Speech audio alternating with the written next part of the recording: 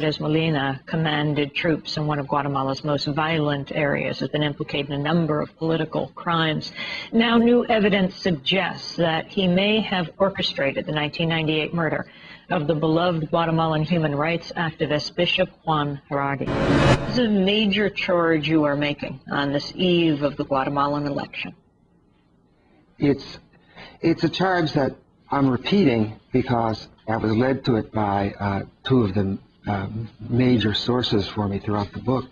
It's funny because it's actually only a few pages of the book where this charge emerges, when the key witness in the case, apparently a park vagrant who was situated outside the parish house where the murder took place on the night of the murder, but who was actually an Army intelligence agent who had been planted there and in fact had a role in the murder. The vagrant. The vagrant, Ruben Chanax, who years later, he was a key witness when the case finally went to trial. And I tracked him down when he was living in Mexico City as a semi-protected witness and working in a taco stand.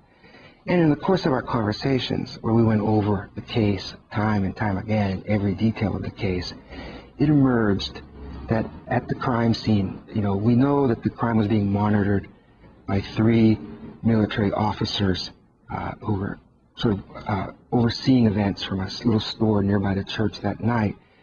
He had, in the legal case, identified one, Colonel Lima Estrada, one of the men who eventually was imprisoned, but he repressed the names of 2 for his own reasons, including staying alive.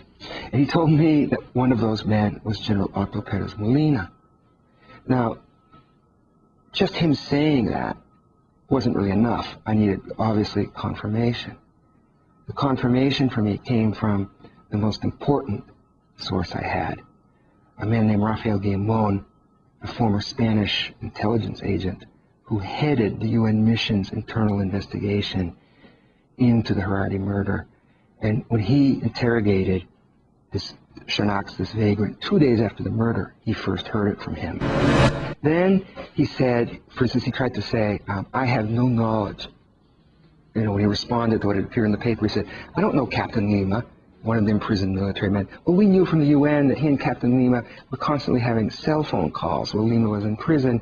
And the funny thing is, people in Guatemala immediately started to email the newspaper, giving details of the 30-year relationship between Captain Lima and Perez Molina. So why did he lie about this? And even more importantly, the UN mission investigator told me that, because Perez Molina claimed that he was in Washington, D.C. the week the murder happened, and that he had a passport that showed this. But the UN investigator told me to pay no attention to his passports. He's a military intelligence person. He uses multiple passports, and we know that 3 nights after the murder, he had dinner. Perez Molina had dinner with the UN mission chief, Jean Arnault, who wanted to sound him out about his theories about the murder because he's an intelligence chief. And he thought this would never come out. And he thought he had an alibi. But then even after this came out, the Guatemalan paper went and investigated, and they found that he had 7 passports registered in his name, confirming the UN's skepticism about his claims.